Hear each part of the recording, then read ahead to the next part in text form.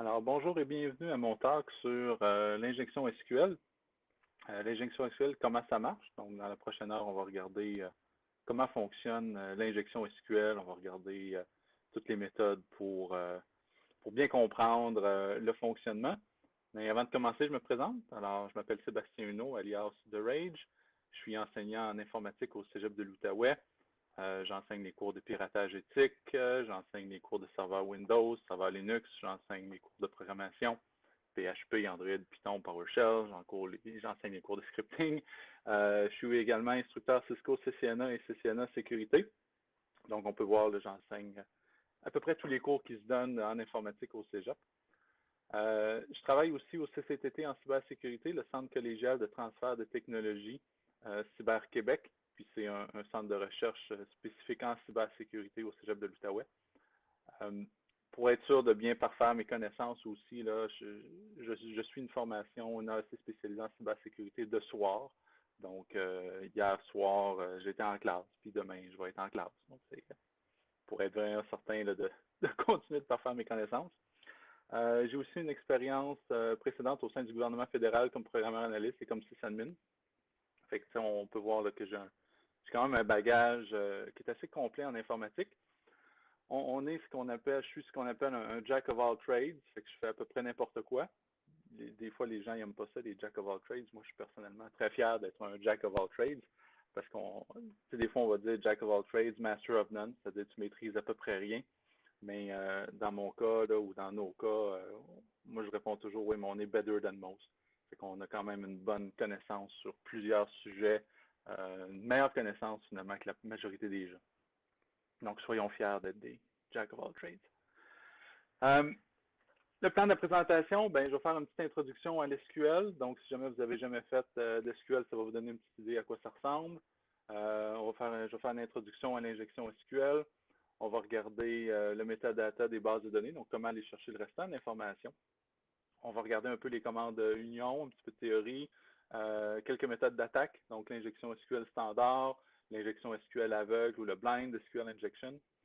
On va regarder aussi là, les attaques à base de temps ou les time-based attacks, les attaques causées par les erreurs, quelques pistes aussi pour se protéger, vraiment là, des petites pistes là, pour se protéger contre les injections SQL. Alors, qu'est-ce que le SQL? Ben, si vous ne connaissez pas le SQL, ça veut dire le Structured Query Language. C'est un langage qui est utilisé pour obtenir du data. Donc, ce n'est pas un langage de programmation pour faire des choses, mais plutôt vraiment pour aller chercher les données dans des bases de données et tout ça.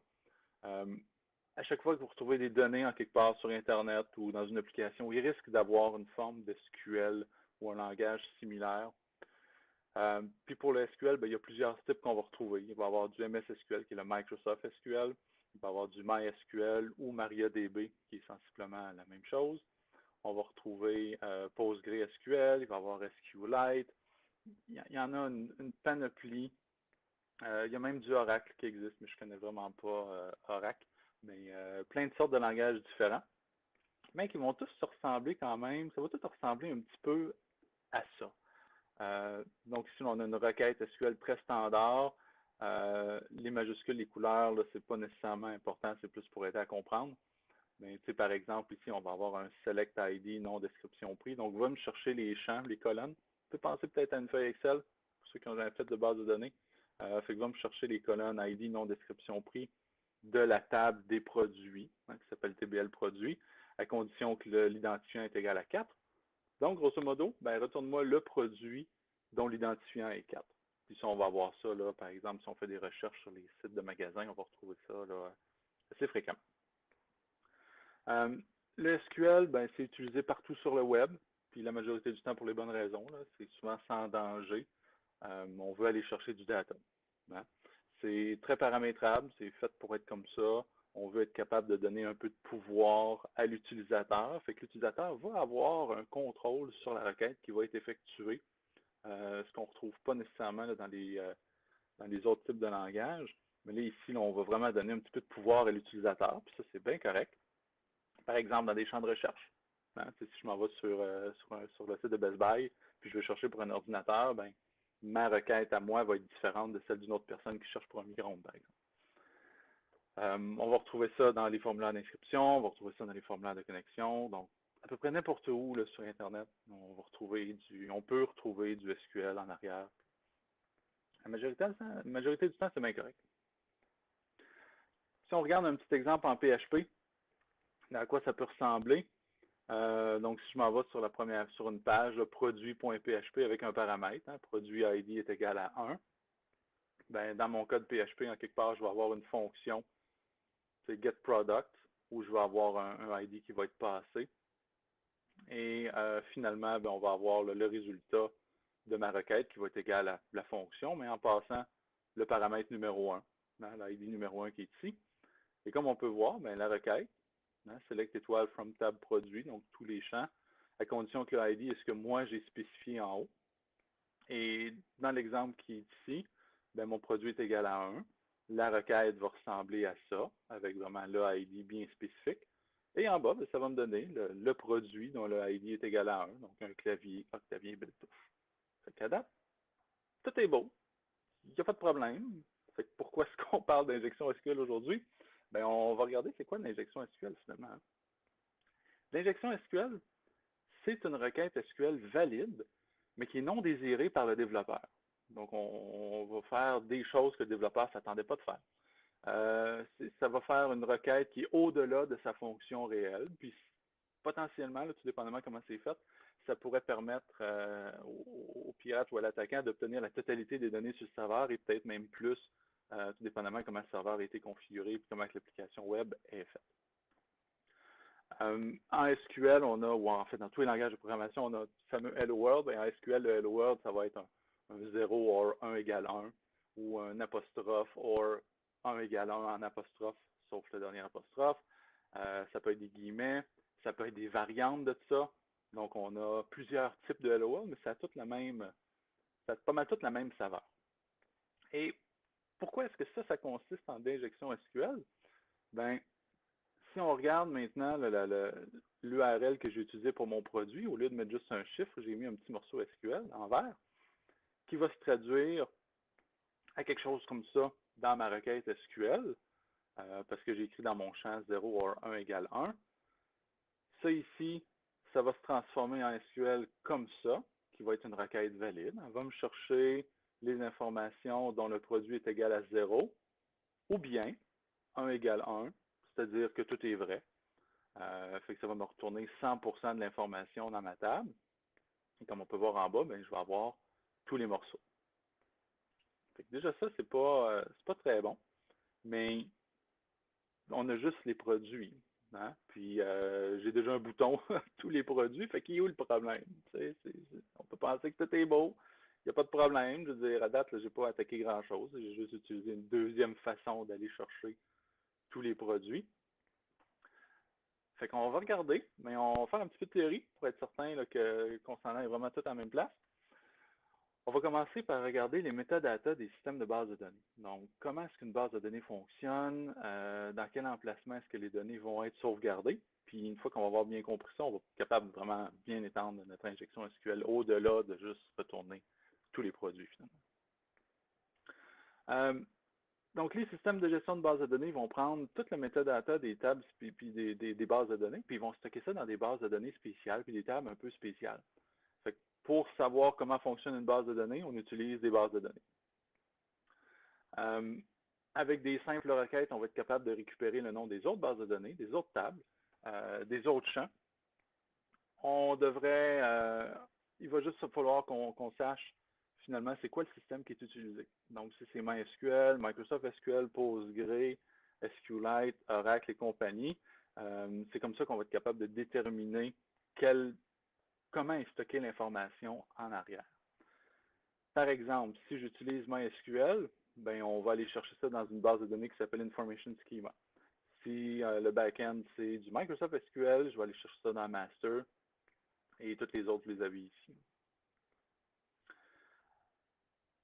Je vais me concentrer principalement sur MySQL et PHP parce qu'ils sont très faciles à utiliser et c'est gratuit. Donc, si je m'en vais ici dans PHP MyAdmin, qui est un outil de gestion pour MySQL, mais écrit en PHP, ben, on peut voir en haut que si je fais une requête je vais aller chercher la colonne schema name dans la base de données information schema.schemata, ça va me donner un retour, ça va me donner le nom des bases de données finalement. Puis les bases de données, ça donne que ça va être la même chose que PHP-MyAdmin utilise pour m'afficher mes bases de données. Fait qu'on a, encore là, c'est un résultat qui est tout à fait désiré. Hein. Si PHP-MyAdmin veut me montrer les bases de données, il faut qu'il soit capable d'aller les chercher en quelque part. Même chose pour la table pour aller obtenir le nom des tables. Donc, si ici, je vais aller chercher la base de données démo, mais les tables, je vais aller chercher ça dans informationschema.tables, puis je vais me ramasser avec le nom de mes tables. Puis encore là, ben, PHP-MyAdmin, il va utiliser la même chose pour me donner le nom des tables de base de données démo. OK, là? Toujours pas de problème, tout est legit. Même chose pour le nom des colonnes.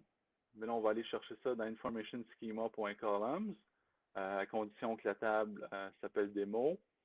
Et en fait, à condition que la base de données s'appelle démo et que la table s'appelle users. Puis je vais me ramasser avec le nom des champs, le nom des colonnes. Même chose que je vais avoir dans PHP-MyAdmin. Pour Microsoft SQL, ben, c'est un petit peu différent. Les autres, le format, ils ont décidé d'y aller différemment. Si je regarde la première requête en haut, je vais aller chercher ça dans la base de données master et la table 6.databases. Et quand j'exécute la première requête en haut, ça va me donner le premier tableau ici en bas, donc le nom de mes bases de données. La base de données master, TemDB, modèle, puis MSDB, c'est des bases de données système qui sont un peu spéciales. Mais les deux dernières, produits puis système secret, ben, je vais les retrouver ici dans mon système de gestion de base de données. Je vais avoir produit, puis en bas, je vais avoir système secret. Si je veux lister par la suite les tables de la base de données de produits, ben, je vais exécuter la deuxième requête. Je vais aller chercher le ID de l'objet et le nom. Mais cette fois-ci, je vais aller dans la base de données des produits, dans une table système, encore là, la 6.tables, et qui va me donner toutes les tables dans la base de données des produits. Puis on peut voir le résultat ici. J'ai seulement qu'une table, TBL Users. Finalement, si je veux avoir le nom des colonnes, le nom des champs, ben, je vais encore là aller chercher ça dans la base de données produits, mais d'une table 6 columns. Puis, pour ne pas avoir le 100% de nom des tables, en fait, pour ne pas avoir 100% des colonnes, je vais juste filtrer par rapport à la table Users. Ben, je vais réutiliser le produit qui est ici, le Product ID, l'Object ID, et ça va me donner le nom des différentes colonnes en bas, ce que je vais retrouver dans mon système de gestion de base de données. Pour aller chercher tout le modèle, toute la structure de nos bases de données, tout ça se passe dans d'autres bases de données à l'intérieur de mon système de gestion. Puis c'est avec un peu cette information-là qu'on va réussir à aller chercher un petit peu plus d'informations dans notre injection SQL. Deuxième morceau de théorie qu'on a besoin d'avoir pour vraiment bien comprendre, c'est la commande union. La commande union, son but, c'est de réunir plusieurs requêtes ensemble. Les données vont provenir d'à peu près n'importe où. Fait qu'on va pouvoir là, rajouter du data qui proviennent d'une base de données ou d'une base de données différente, de deux bases de données différentes, de plusieurs tables, peu importe. Il y a cependant quelques critères pour que la commande union fonctionne bien. Premier critère, j'ai besoin d'avoir la même quantité de colonnes. Et ça, c'est un critère hyper important qu'on va pouvoir se servir pour attaquer justement tantôt. Ça va prendre aussi le même format de données. Donc, si on avait une colonne qui avait des entiers, mais je vais juste pouvoir joindre des entiers ou du texte et du texte, etc. Ça dépend des systèmes de gestion de base de données. Fait que si jamais on ne respecte pas les critères, peut-être qu'il va y avoir une erreur, puis là, ça va vraiment dépendre. Je sais par exemple que MySQL, le format de données, ça n'a pas l'air de lui déranger trop, mais MS SQL, Microsoft SQL, lui, le format de données, il est pas mal plus pointilleux là-dessus. Donc, des fois, il va falloir faire des requêtes plus compliquées pour que ça fonctionne. Une commande union, ça ressemble à quoi? Ben, j'ai ici, là, ça, en haut, tout, c'est une seule requête, finalement, qui va me donner le résultat en bas. On peut voir ça aussi comme étant deux requêtes complètement séparées, qui vont être jointes par la commande union. Et ce que ça va donner comme résultat, ou en arrière, la façon que c'est pensé, ben, la première requête va me donner la première entrée. Hein, le produit est égal à 1, donc ça va juste me donner un clavier. Puis après ça, il va y avoir une deuxième requête qui va être exécutée, donc le produit qui est égal à 3. Puis on va juste prendre les deux, puis on va les coller ensemble. Puis ça va me donner un résultat comme on a en bas. Ce qui est le fun aussi avec la commande union, ou en tout cas avec le select SQL, c'est que je peux moi-même aussi introduire n'importe quoi. Je ne suis pas obligé de faire un select d'une table bien précisément. Je peux sélectionner du texte, je peux sélectionner des entiers, je peux sélectionner vraiment ce que je veux.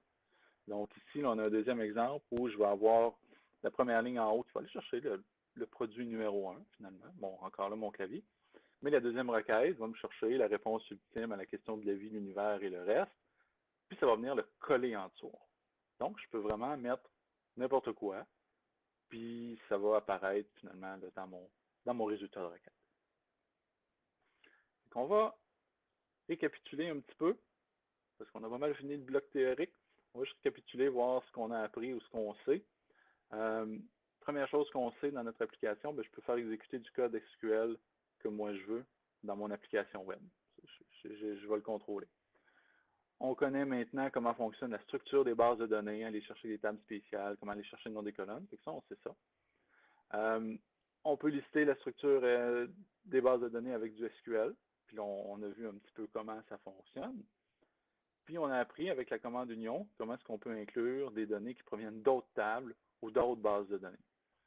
Fait qu'on a pas mal tout ce qu'on a besoin pour pouvoir continuer puis attaquer notre système de base de données ou notre application web avec l'injection SQL. Fait que let's go. En étape, ce qu'on va faire, premier morceau, première étape, ben, il va falloir que je détecte le nombre de colonnes avec union. Puis c'est obligatoire pour que la requête fonctionne, parce que si je n'ai pas le même nombre de requêtes, quand je vais faire mon union, je ne pourrai pas continuer plus loin. Par la suite, on va aller chercher les autres bases de données, les autres tables, les autres colonnes en utilisant Information Schema. Puis une fois qu'on va avoir vraiment bien compris la structure de la base de données, là, on va être capable de vraiment lister l'information ou d'aller chercher le data qui se trouve dans ma base de données. On est vrai? Étape numéro 1, détecter le nombre de colonnes avec la commande union. Petit rappel, la commande union, deux critères bien précis, même quantité de colonnes, puis le même format de données. Puis si jamais les critères ne sont pas respectés, ça se peut qu'il y ait une erreur. Puis là, ce qui est intéressant, c'est le si qui est ici, qui va me donner là, une condition sur laquelle je vais pouvoir jouer pour détecter si j'ai un bon résultat ou si j'ai un mauvais résultat. Puis on va beaucoup jouer avec les erreurs, avec les différences d'état pour savoir si on a quelque chose de positif ou non. Puis dans notre cas, pour détecter le nombre de colonnes, ben, on va juste regarder quand je vais lancer mon injection SQL, est-ce que j'ai une erreur? Est-ce que ma requête n'a pas fonctionné ou est-ce que j'ai une réussite, c'est-à-dire la requête a fonctionné? Et tout dépendamment du résultat que je vais avoir, ça va me dire si j'arrive à la bonne place ou non. Fait qu'en réalité, à quoi ça va ressembler? Ben, on peut voir ici en bas, je vais écrire mon injection SQL en bas, puis ça va se traduire en quelque chose comme ça ici en haut dans mon code SQL. Donc, avec un union select nul ou 0 union select nul, j'essaie de détecter combien de colonnes est-ce que j'ai. Puis on peut voir que j'ai une erreur en bas. Donc ça va me dire deux choses. Première chose que ça va me dire, ben, j'ai pas une colonne. Hein? J'ai pas seulement une colonne parce que j'ai une erreur. Deuxième chose hyper importante que ça vient de me dire, ben, le message d'erreur qui affiche à l'écran parle de MySQL fetch array. On vient de détecter que c'est du MySQL. Donc là, j'ai plus besoin de me poser la question, est-ce qu'il faut que j'aille jouer dans Database, dans la base de données master, dans PG Catalog ou dans une autre sorte de base de données. Je suis certain que c'est du MySQL. Donc, je vais me concentrer vraiment là-dessus. On sait qu'on n'a pas une colonne. Ben, on va rajouter un deuxième nul. Hein? J'ai encore une erreur. Je sais que j'ai pas deux colonnes. On en rajoute une troisième. Toujours une erreur. On en rajoute une quatrième. Et là, on peut voir que l'état est différent. Là. Tantôt, j'avais des erreurs. Là, j'ai plus d'erreurs. J'ai des résultats vides, mais j'ai surtout plus d'erreurs. Donc, je suis certain que j'ai 4 colonnes dans ma requête initiale. Si on peut le voir en haut ici, là, il y a effectivement 4 colonnes. Maintenant que je sais qu'il y a 4 colonnes, ben là, je peux commencer à aller chercher un peu plus d'informations, puis avoir un affichage qui est plus intéressant. Deuxième étape, on va aller chercher les autres bases de données. Puis si on se souvient tantôt, on allait chercher ça dans la base de données informationschema.schemata. Et l'important, c'est de faire un select avec 4 colonnes. Hein? Fait que select nul, le schema name nul nul va me donner mon premier nul en haut ici, en bas. Je vais avoir le nom de ma base de données, puis les deux autres vont être vides, mais j'ai quand même été capable de lister le nom de mes bases de données là, assez rapidement. Après l'étape 2, on a les bases de données. Bon, on va choisir une base de données attaquée, dans ce cas-ci démo, puis on va aller chercher le nom des tables. Nom des tables, on va aller chercher ça dans informationschema.tables. Je vais filtrer sur la base de données démo, parce que je ne veux pas avoir toutes les tables de toutes les bases de données, quoique je pourrais, puis j'aurai une très longue liste. Puis encore là, 4 colonnes, bien important. Donc, select nul, le nom de la base de données, hein, table schema, le nom de la table, puis un dernier nul ici pour avoir 4 colonnes. Puis je vais avoir ma base de données démo qui comprend 2 tables, products et users. Quatrième étape, les colonnes. J'ai besoin de savoir c'est quoi les colonnes qui se trouvent dans ma base de données. Puis encore là, comme tantôt, on va chercher ça dans informationschema.columns à condition que le nom de la table soit users. Puis j'aurais même pu filtrer encore plus sur la base de données démo, ce qui aurait été encore mieux. Et je vais voir que ma table users va contenir les colonnes ID, username, password, puis isadmin. Fait que finalement, je viens de comprendre, je comprends 100% de la structure de ma base de données, de la base de données démo. J'ai le nom des colonnes. Il me reste une dernière étape, aller chercher l'information. Puis là, ça va être aussi simple que de rajouter un union select ID, username, password et admin from la table users. Et on va voir en bas, je vais avoir mes 3 usagers, Alice, Bob et Charlie, avec leur mot de passe. Et le prix, au lieu d'avoir un prix, c'est le champ isAdmin. Donc, on peut voir que Alice est effectivement admin de la base de données. Fait que notre requête SQL s'est soldée en great success. On vient d'avoir pas mal tout ce qu'on voulait avoir sur notre base de données. Mais c'est pas toujours aussi facile. Des fois, il y a des choses qui peuvent se produire et des fois, les données n'apparaissent pas. Hein? Fait que si jamais j'ai pas, le résultat de mes données, là, je ne peux pas voir le nom de mes colonnes, le nom de mes champs et le nom de mes tables. Qu'est-ce que je fais? On va faire du blind SQL injection. Donc, l'injection SQL aveugle, finalement. Qu'est-ce que c'est de l'injection SQL aveugle ou du blind SQL injection? Quand le résultat des données n'est pas affiché à l'écran, il va falloir trouver d'autres méthodes pour détecter si on a un hit ou si on n'a pas un hit. Il va falloir utiliser des méthodes différentes. Puis on peut voir ça comme si le résultat retournerait rien, par exemple, parce que j'ai 0 résultat, tout est normal, tout est beau. Mais si jamais le résultat retournerait du data en arrière, okay, on va falloir essayer de détecter. Puis pour ça, on a quelques méthodes. Première méthode, je peux soit dormir pour une période de temps, hein, puis juste attendre qu'il se passe quelque chose ou attendre une certaine quantité de secondes. Je pourrais essayer de causer une erreur sur le serveur si jamais j'avais un résultat. Je pourrais, n'importe quoi, là, utiliser mon imagination pour détecter si n'importe quoi que je peux détecter. Et si je peux détecter un changement d'état, je vais être capable de savoir si j'ai eu un match ou si j'ai pas eu un match. Puis un cas typique pour aller vers cette option-là, ça va être d'utiliser, mettons, un login qui est un petit peu trop bavard. Fait qu'ici, là, on peut voir que l'usager de Rage est usager inconnu. Fait que si l'usager, je sais qu'il n'existe pas. Mais Alice, par contre, j'ai le message qui dit mauvais mot de passe. Donc, on sait que Alice est un usager qui existe. Je n'ai pas son mot de passe. On sait que The Rage est un usager qui n'existe pas. Juste ce changement d'état-là devrait nous permettre de domper une bonne quantité d'informations aussi. L'idée, ça va être d'utiliser de l'injection SQL, puis encore là, on estime que le formulaire de login est vulnérable à l'injection SQL. On va utiliser l'injection SQL pour faire une recherche, puis comparer le début du champ qu'on veut attaquer en utilisant des fonctions comme substring ou left ou d'autres fonctions qui sont disponibles dans le système de base de données qu'on veut attaquer. On va comparer, par exemple, le premier caractère du champ avec tous les caractères qui sont possibles. Okay, donc, je vais faire vraiment une grosse recherche.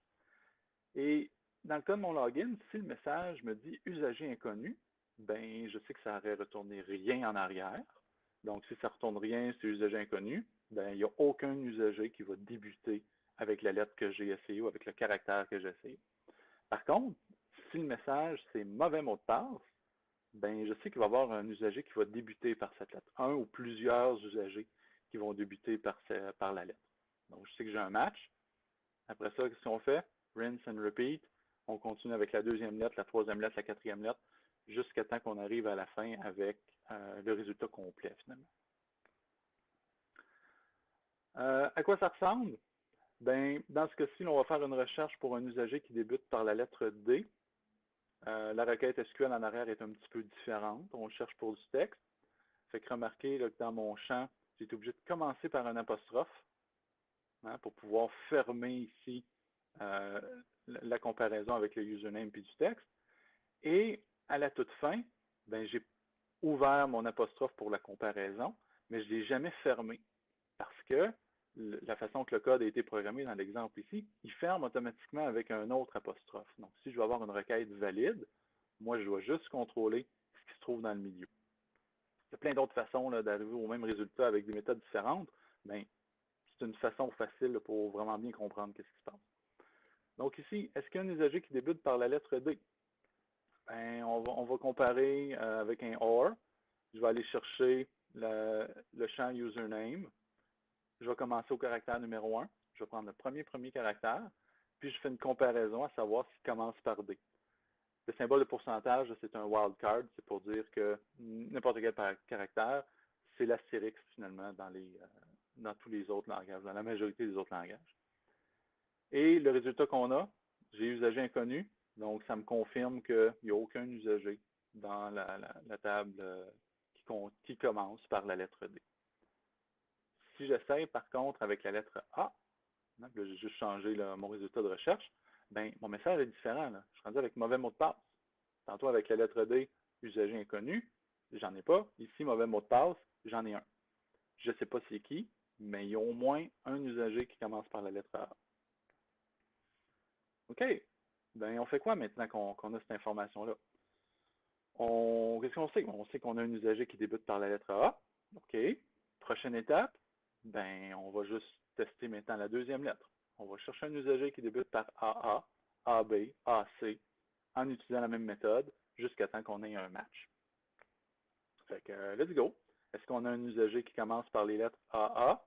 Hein, ici, on a rajouté un deuxième caractère, donc débute au numéro 1, mais fait les deux premiers. Il faut que ça commence par AA et n'importe quoi après. Et j'ai ici usager inconnu, donc j'en ai pas. On va faire la même chose pour AB. On va faire la même chose pour AC, AD. Ça va prendre un petit peu de temps. Et à un moment donné, on va arriver à AL. Et AL, ben, le message est différent. J'ai un mauvais mot de passe. Donc, si j'ai un mauvais mot de passe, ça veut dire qu'il y a effectivement un usager qui commence par AL. Good, ça. Nos affaires, ça avance, c'est bon.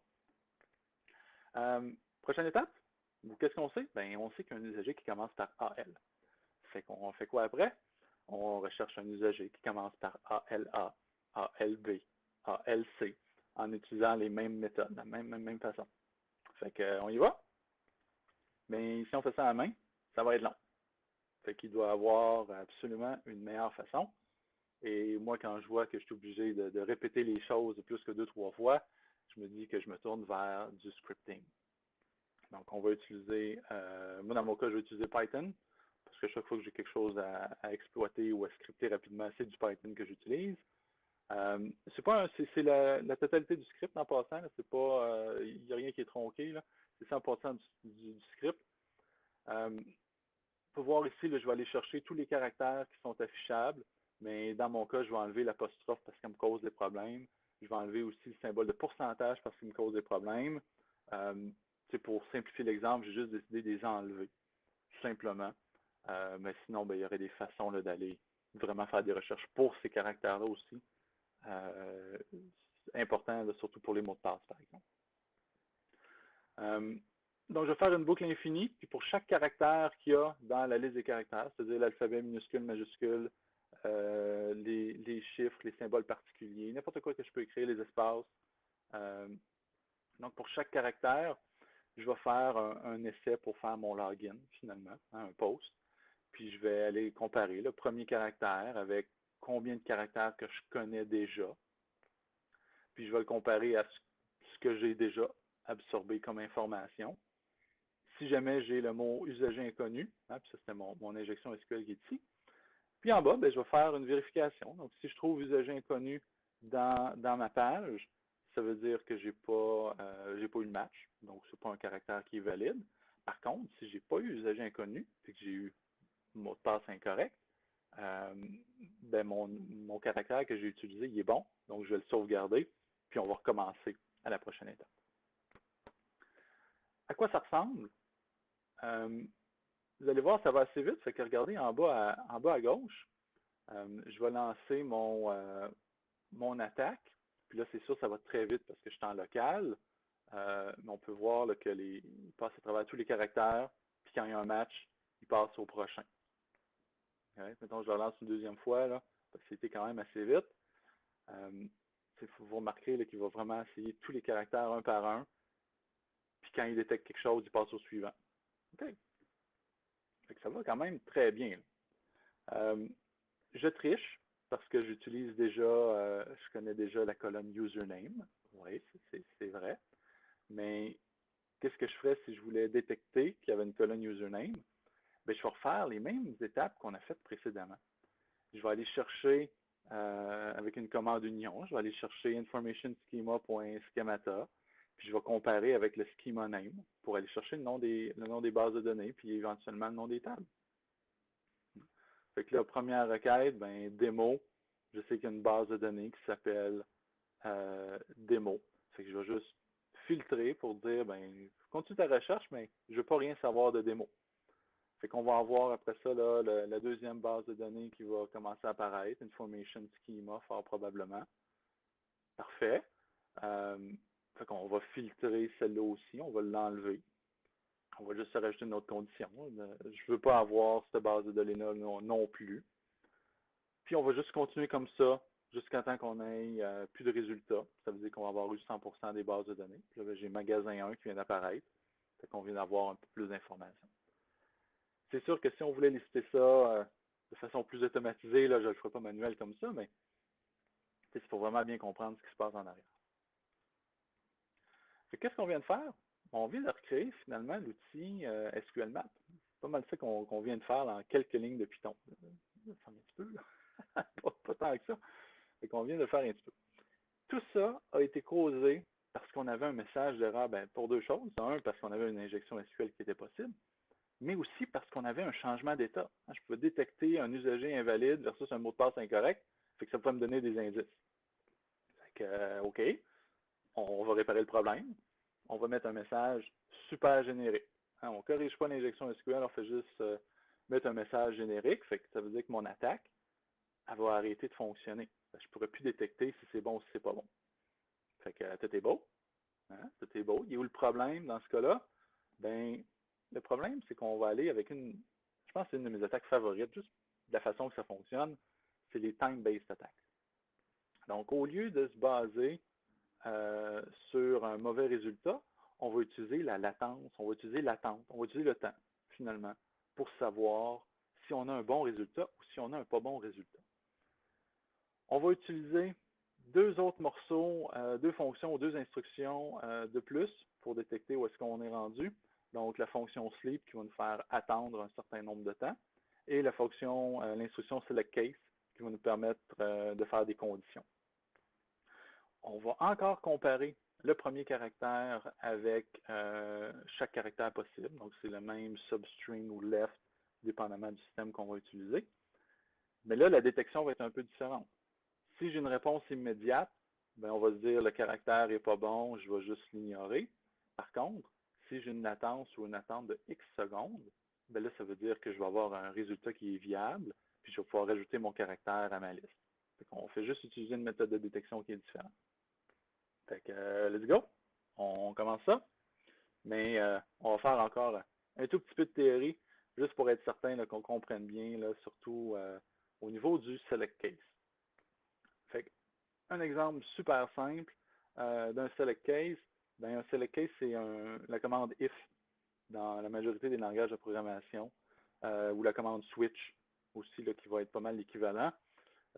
Pour ceux qui sont plus vieux, qui ont fait du VB5, du VB6, du Visual Basic 5, 6, peut-être même avant, il y avait l'instruction select case qui est presque du copier-coller. Fait que j'ai ici une requête SQL qui va aller chercher 3 colonnes. Première colonne, username. Deuxième colonne, isAdmin. Troisième colonne, j'ai une condition ici. Okay?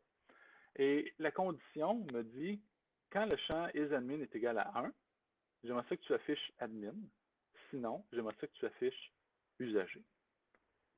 Et le résultat qu'on va avoir, si on exécute la requête dans phpMyAdmin, par exemple, j'ai effectivement mes 3 colonnes. Username, première colonne. Deuxième champ, isAdmin. Et troisième, ça va être ma condition que j'ai faite. Puis on peut voir que quand isAdmin est égal à 1, ben, il y a textuellement le mot admin qui va être écrit, sinon ça va être usager. Fait que si je suis capable de contrôler quelque chose, puis je suis capable de le détecter, je peux pousser la chose un petit peu plus loin.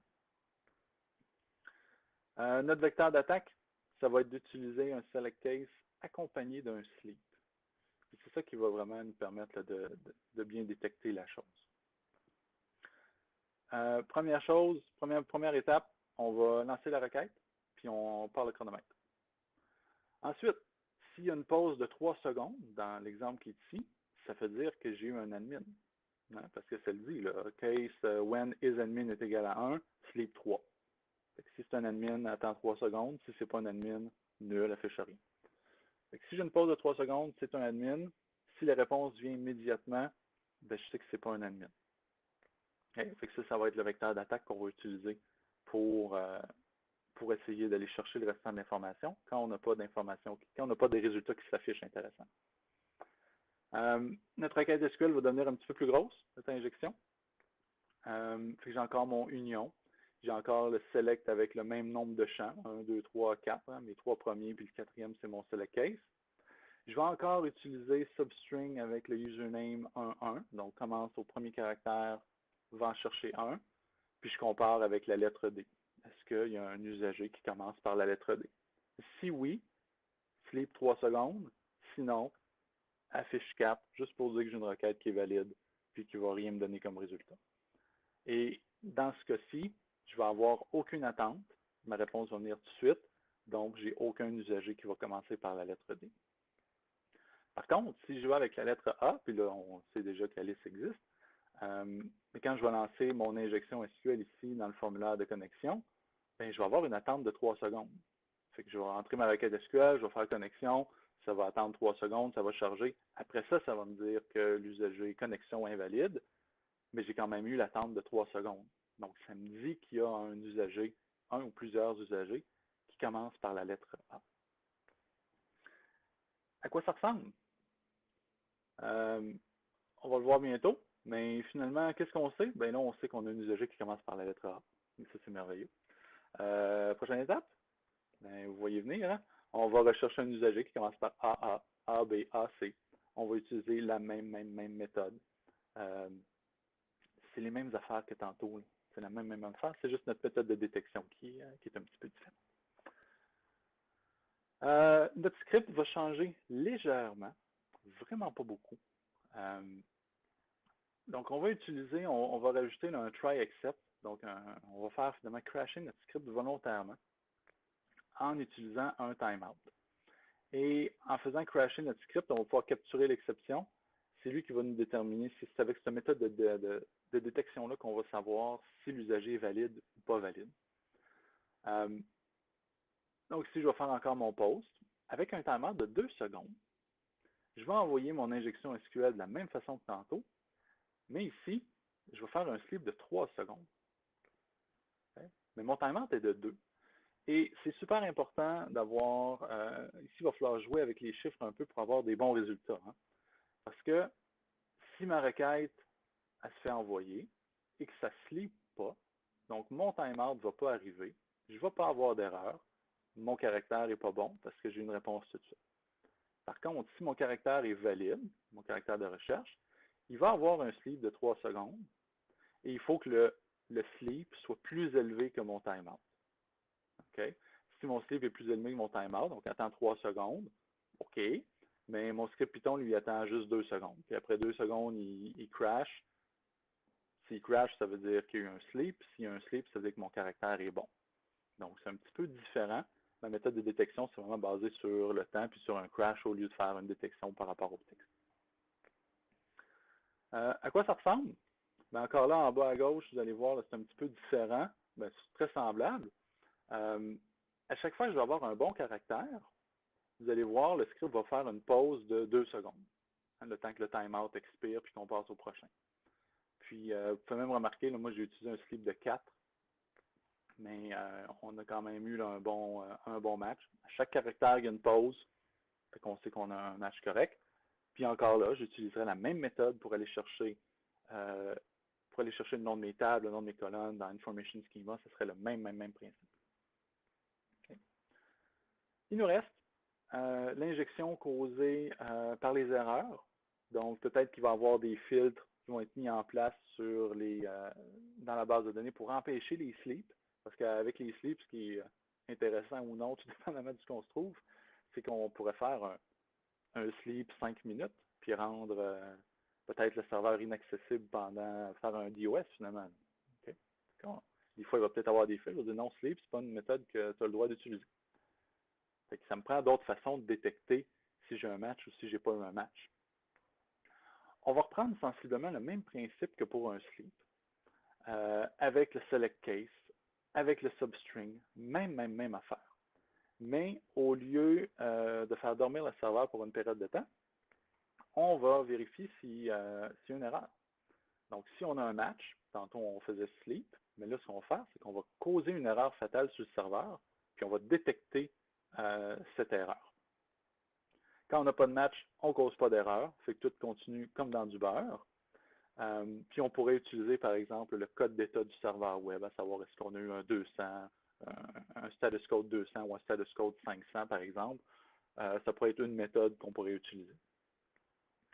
Il y a plusieurs façons de causer des erreurs, puis ça va dépendre de comment le système est configuré, c'est quoi le système de gestion de base de données qui est en arrière, ça va prendre un paquet de conditions, mais c'est par exemple, je peux faire un integer overflow, ça va faire un calcul tellement grand que ça va y prendre trop de temps, puis en fait, il va y avoir un overflow.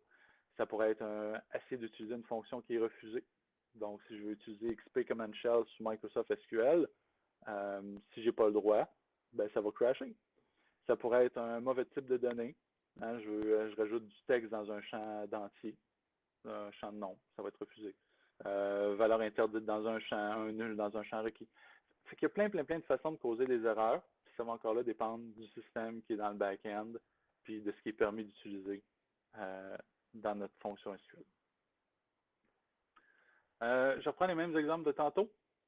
Okay? Fait que si on a un usager qui débute par la lettre A, on est rendu bon, on sait qu'il y en a qui existent. Je vais avoir mon union, mon select 1, 2, 3 avec mon case, mais si jamais mon caractère match, alors j'ai un immense calcul, puis ça c'est un calcul qui est documenté dans la documentation de MySQL pour dire ça c'est le maximum que tu peux aller. Si tu fais ça, ça va crasher. Fait qu'on va l'utiliser. Puis fait que si j'ai un match, cause une erreur. Si j'ai pas de match, 1, fait pas d'erreur. Et on peut voir que ça m'a donné une erreur fatale. C'est une erreur qui n'était peut-être pas attendue. Est-ce qu'elle n'a pas été capable de le faire?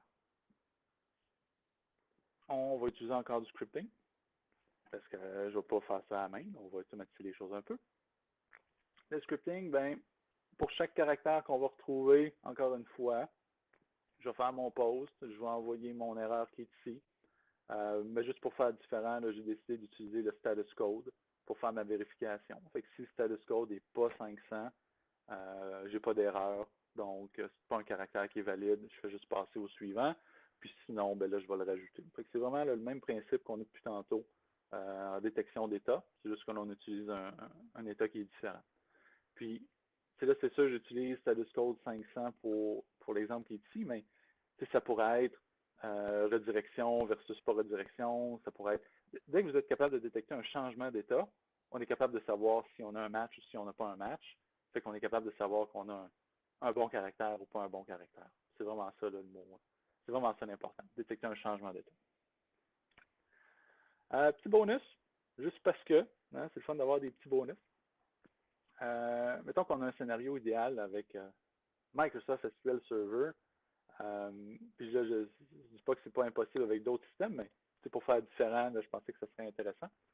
Fait qu'imaginons qu'on a un scénario incroyable avec une injection possible avec du Microsoft SQL parce que c'est fait in-house, puis tout ça, c'est codé so-so, puis je peux faire de l'injection SQL, puis que, par exemple, la procédure XP Command Shell est activée, puis qu'elle est utilisable. Hein, c'est une procédure qui me permet d'exécuter des commandes système sur le serveur. Fait qu'on a vraiment un scénario idéal là, qui arriverait jamais, jamais, jamais en production. Là. C'est sûr que ça n'arriverait pas en production. Clin d'œil, mais bon.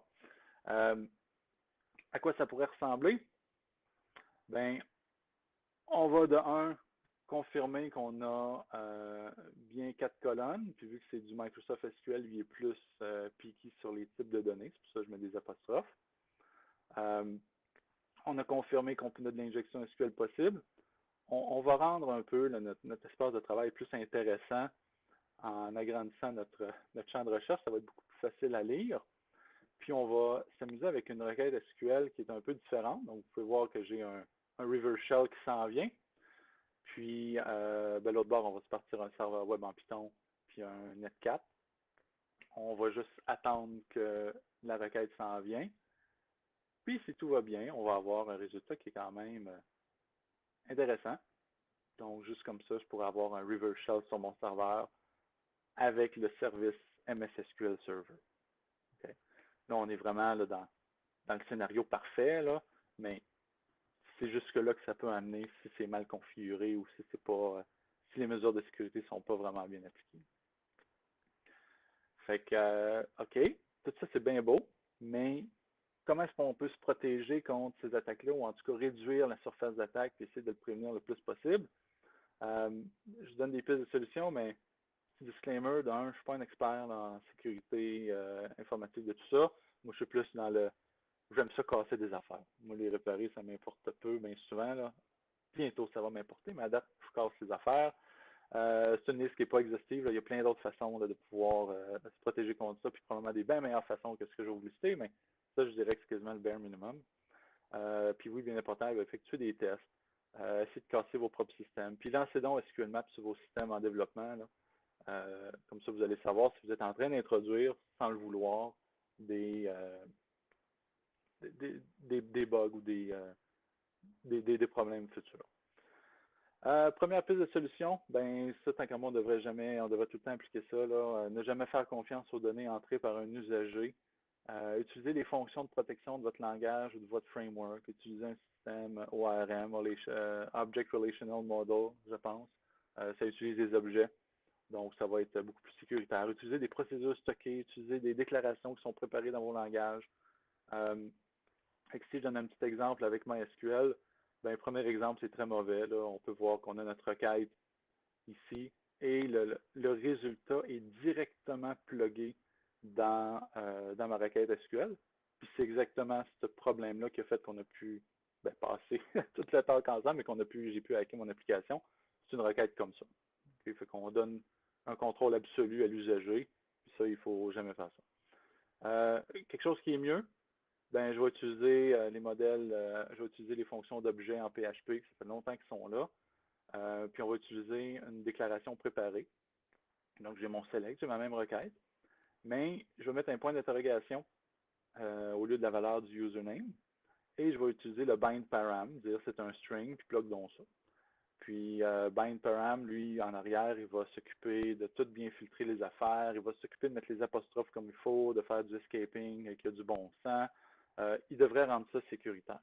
Okay? Puis avec le type de requête en bas, je ne serais pas capable d'aller faire de l'injection SQL. Juste ça, ça va réussir à bloquer les requêtes SQL de base qu'on a faites là, tantôt. L'autre avantage d'utiliser des frameworks ou d'utiliser des choses qui sont déjà incluses, c'est que si jamais on se rend compte une couple d'années plus tard ou quelques mois plus tard qu'il y avait des bugs dans le MySQL Prepare, ben, je vais juste faire une mise à jour de mon framework ou de ma version de PHP, puis le bug il va être réglé finalement. Je ne suis pas obligé de passer à travers toutes mes pages puis régler ça. Deuxième piste de solution, ben, limiter le nombre de requêtes permises par seconde. Puis bloquer temporairement là, ceux qui vous font des brute force. Juste un exemple comme ça, l'outil Nmap, pas Nmap, mais SQLmap, peut facilement effectuer plus de 1500 requêtes en 60 secondes.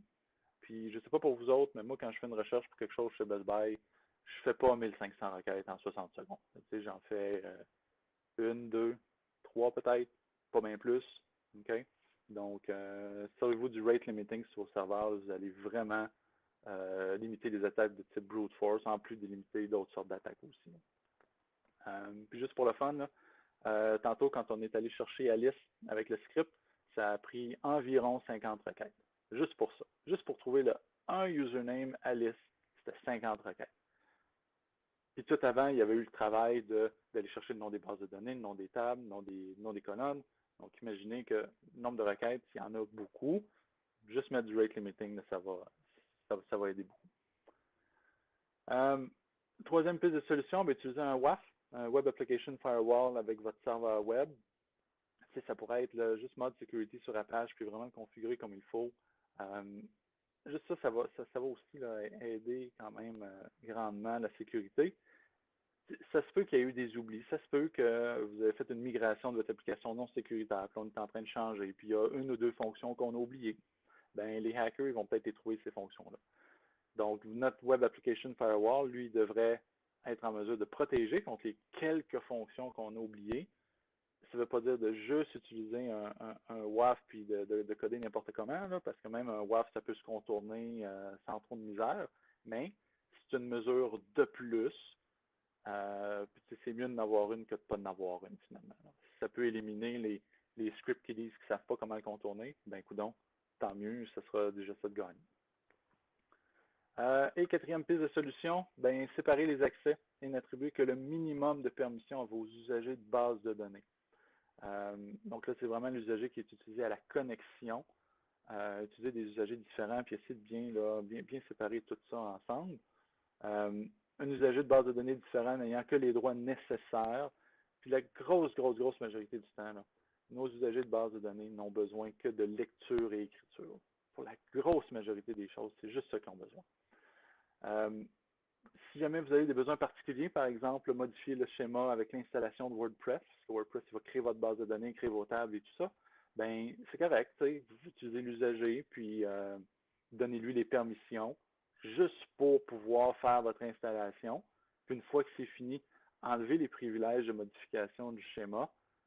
Puis WordPress devrait continuer de fonctionner comme il faut, sans trop de problèmes. Puis, mais si jamais il arrive un bug dans un plugin, ben, vous ne serez pas exposé à toutes sortes d'affaires. En bas, mauvais, ben, utiliser un compte admin pour toutes nos connexions, c'est vraiment pas une bonne idée parce que ça veut dire que mon usager, avec une simple injection SQL, va être capable d'aller explorer toutes les autres bases de données, toutes les autres tables, puis de lire pas mal 100% d'informations. Tandis que si j'utilise un usager spécifique avec un mot de passe différent, ben, le pire qui pourrait arriver, ça va être que je vais aller chercher toute l'information de ma une base de données, mais je ne vais pas commencer à compromettre là, les bases de données des autres ou les autres bases de données ne vont pas venir me compromettre moi dans mon application qui est hyper sécuritaire.